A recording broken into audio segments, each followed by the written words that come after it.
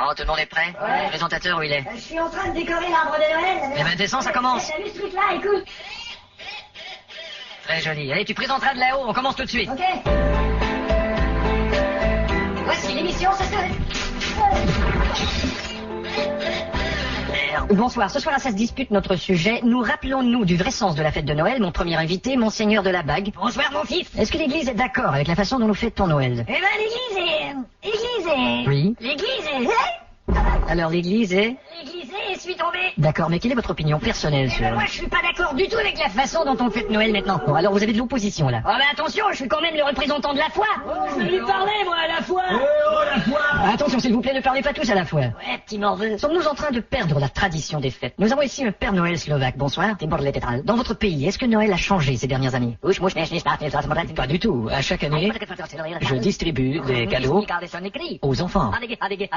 Oh, oh, oh, oh. Mais bien sûr, à chaque année, il y a aussi les personnes seules, complètement isolées, comme ce monsieur. Bonsoir. Bonsoir. Vous êtes une personne pauvre. Non, moi, je suis millionnaire. Mais vous avez l'air isolé. Je sais que j'ai l'air isolé, mais on m'appelle le millionnaire. Ah, vous êtes Philippe Risolé. C'est ça. Avez-vous une idée du vrai sens de Noël? Ah, évidemment. Peu de gens, par exemple, parlent de Bethléem. Ah, je peux vous parler de ma Bethléem W. Il y a aussi une façon de célébrer, c'est de manger. La bouffe. Nous avons ici une diététiste. Bonsoir. Bonsoir. Vous êtes diététique depuis combien de temps? Je suis diététique depuis 10 ans. Depuis 10 ans, vous êtes diététique. 10 ans diététique. Félicitations. Merci, vous êtes diététique. Pouvez-vous nous dire quelle est la toute première tradition de repas pour les fêtes? Ben, selon la Bible, c'était les champignons, les morilles. Ah bon? D'après l'évangile, selon Saint Matthieu. Ah, j'aime bien les morilles. Ouais. Et j'aime bien Saint-Mathieu. Moi aussi. C'est Morilles, Mathieu que je peux pas supporter. Moi aussi. Et puis, ben, traditionnellement, il y avait le méchoui. Le méchoui. Ouais, il y avait beaucoup de méchouis. Méchoui beaucoup. Plaisir. Alors c'est le moment de notre petit jeu. Nous avons ici un Père Noël. Il faut deviner qui se cache derrière le Père Noël. Père Noël, bonsoir. Oh, il y a de l'écho. Oui, c'est ma barbe qui fait l'écho. Ah bon? J'ai une barbe écho. Alors de qui s'agit?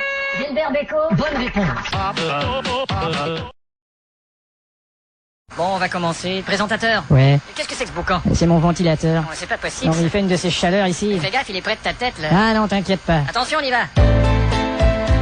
Voici l'émission Ça se dispute.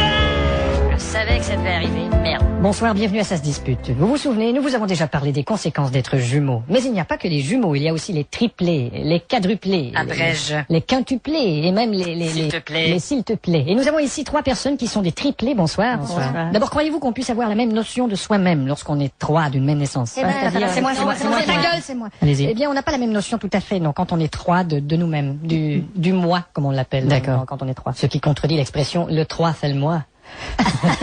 C'est moi qui ris. Non, c'est moi. Mais ça devait être un problème pour les parents, comme par exemple à votre anniversaire, on vous offrait un cadeau pour les 3 ou 3 cadeaux. Ça dépendait des années. Ça dépendait des années. Parfois, on recevait un seul cadeau pour les 3, comme une certaine année, on a eu un cheval. Un seul. Pour les 3, oui. Le cheval de 3. Prenez par exemple pour les tenues vestimentaires, ben, il y a parfois que c'est... Dites-le à la caméra, s'il vous plaît. Ah, d'accord.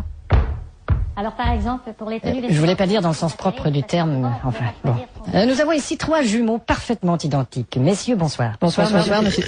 Pardon. Les 3 sont vraiment identiques. Mais est-ce que les 3 habitent au même endroit? Oui, messieurs, les 3 habitent au même endroit. Merci, messieurs. Et ici, nous avons des quintuplés. Allez. Ça doit pas être facile d'être quintuplé. Eh ben, quintuplé aux femmes, c'est pas si mal. Laissez-moi vous présenter maintenant cet Indonésien qui fut dans une famille de quadruplés, hommes et femmes. Il a perdu frères et sœurs, mais il a gardé sa joie de vivre. Je vous laisse nous en parler, monsieur Hointin Hay. J'aime les petites fleurs. Je fais des confitures tous les jours. Je les donne à ma grand-mère. Les petites fleurs roses sentent si bon. J'en cueille pour mes amis. Tralalère. Ah, mes amis de soin poète poète, dansons ensemble la galipette. Comme la vie est belle. Merci de ce témoignage.